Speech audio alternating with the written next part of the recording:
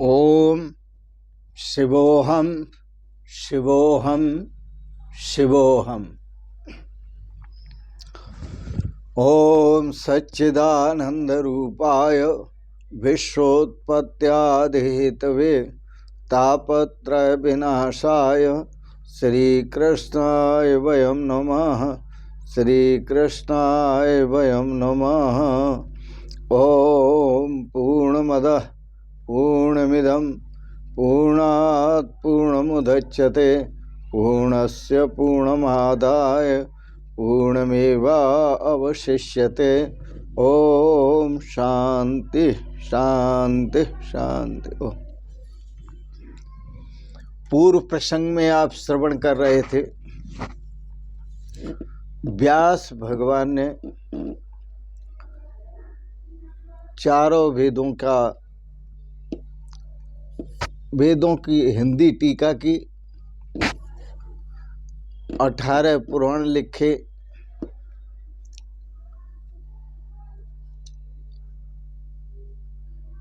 गीता दर्शन लिखा, वेदांत दर्शन लिखा,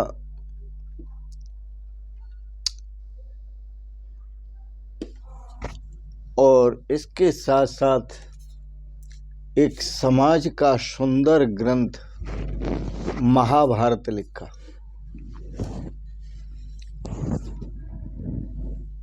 महाभारत तो पंचमो वेद।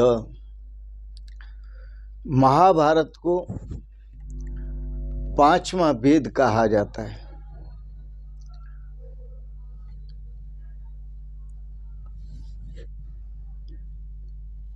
श्रीमद् भगवत गीता में पहला ही श्लोक है, धर्म क्षेत्रे कुरुक्षेत्रे। यह धर्म क्षेत्र क्या है, कर्म क्षेत्र क्या है?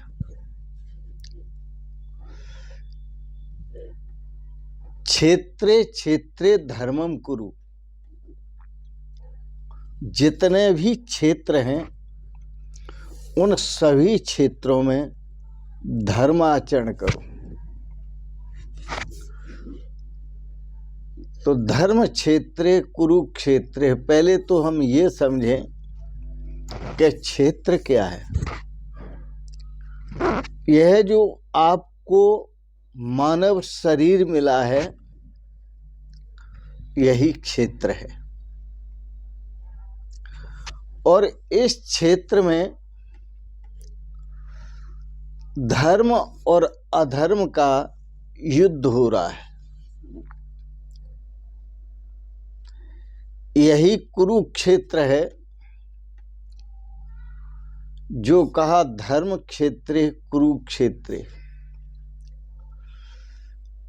जितने भी कर्म होते हैं इसी शरीर में होते हैं, शरीर से होते हैं।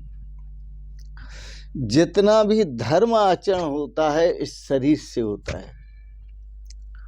जितना भी अधर्म आचरण होता है इस शरीर से होता है।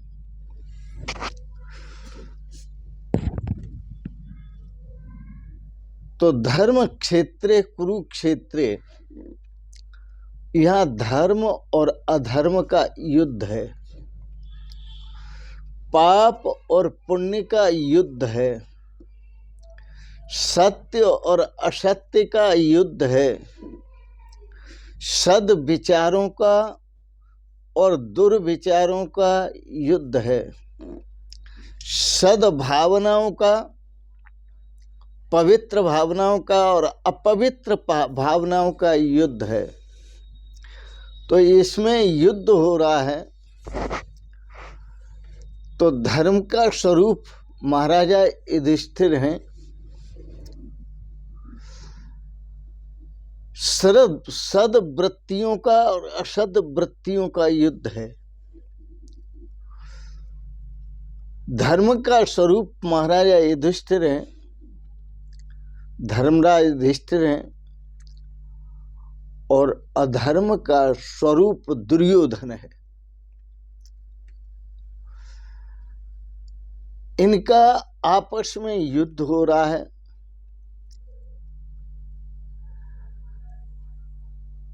जिसकी आंख में काम का वास होता है वो धृतराष्ट्र है। जिसकी आंख में काम का वास होता है वो धृतराष्ट्र है। वह अंधा है चूंकि वह विषया अनुरागी है। उसे परमात्मा से कोई प्रयोजन नहीं है। विषया अनुरागी होने से उसे राज्य से प्रयोजन है, जो भोगों से संपन्न है।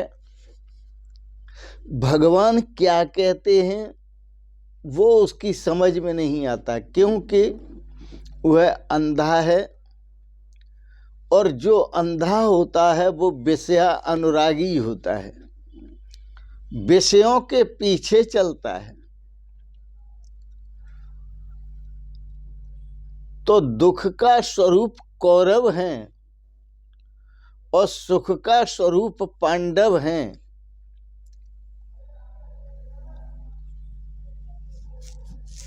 धर्मराजा कहते हैं उठो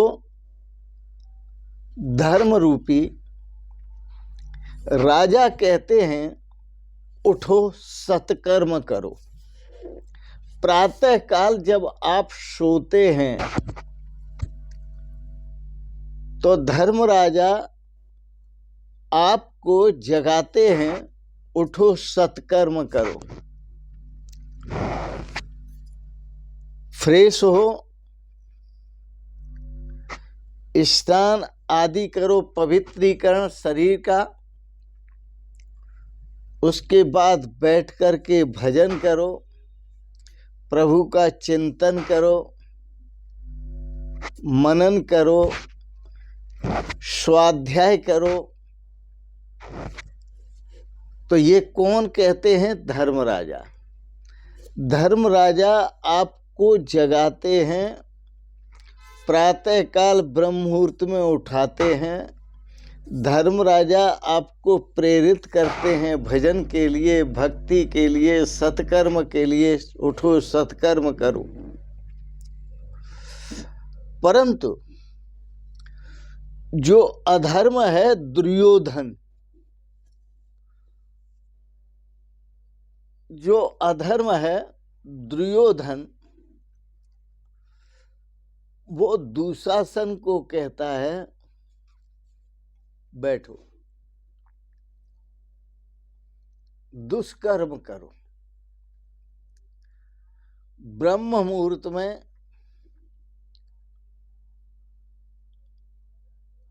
अभी क्या है, दुर्योधन उठने नहीं देता। दुर्योधन कौन है? आलस्य। दुर्योधन कहता है अभी पड़े रहो।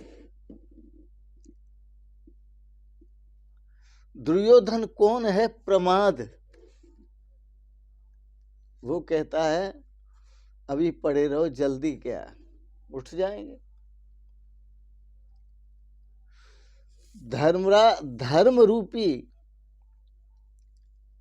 धर्मराज युधिष्ठिर ने सुबह जगाया, कहा उठो सत्कर्म करो। परंतु जो अधर्म राज रूपी जो दुर्योधन है वो कहता है अभी सो हो, उठ जाएंगे। उसे कोई उठाता भी है तो ऊं करेगा, करवट बदलेगा और फिर सो जाएगा, फिर सो जाएगा। तो दुर्योधन अधर्म का स्वरूप है, युधिष्ठिर धर्मराज का स्वरूप है, धर्म का स्वरूप है। तो धर्मराज की तरह प्रभु की शरण लो, धर्मराज की तरह प्रभु के पास रहो। धर्म प्रभु के पास ले जाता है, अधर्म दुर्योधन के पास ले जाता है। अधर्म दुर्योधन का स्वरूप है, इसलिए वो सत्कर्म से दूर ले जाता है। धर्म धर्मराज युधिष्ठिर का स्वरूप है, इसलिए वो भगवान के पास ले जाता है। यह धर्म और अधर्म का युद्ध इसी में हो रहा है। इसी में निद्रा और निंदा भरे हुए हैं। दुर्योधन निंदा का स्वरूप है,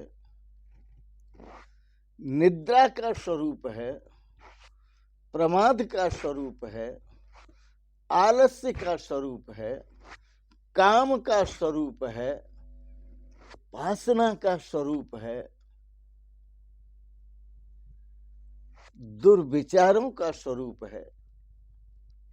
धर्मराज युधिष्ठिर यह धर्म का स्वरूप है, सत्कर्म का स्वरूप है। तो धर्म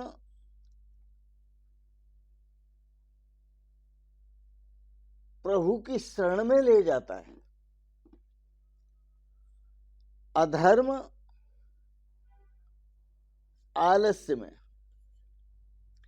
प्रमाद में, निद्रा में, बुरे विचारों में, अधर्म में, निंदा में,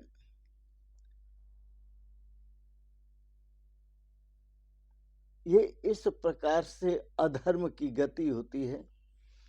तो दोनों का जो धर्म और अधर्म का युद्ध हो रहा है वो कुरुक्षेत्र में हो रहा है।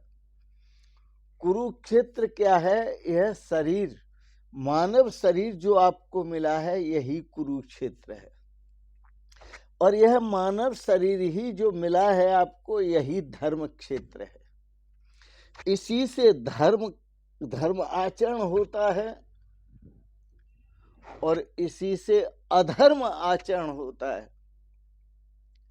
दोनों प्रकार के धर्मात्मक कर्म और अधर्मात्मक कर्म इसी मानव शरीर से होते हैं, इसलिए ये कुरुक्षेत्र है।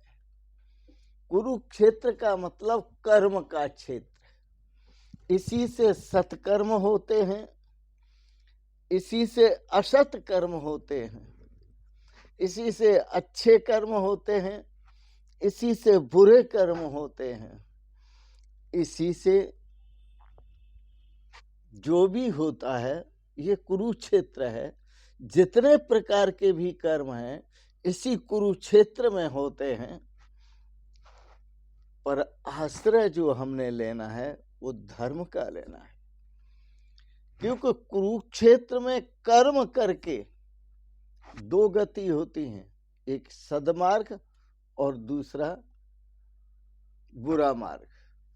बुरे मार्ग से जो जाते हैं वो पुरुष विषयी बनते हैं, विषयासक्त बनते हैं, प्रपंचासक्त बनते हैं, मोहासक्त बनते हैं, कामनासक्त बनते हैं, वो वासना में आसक्त रहते हैं।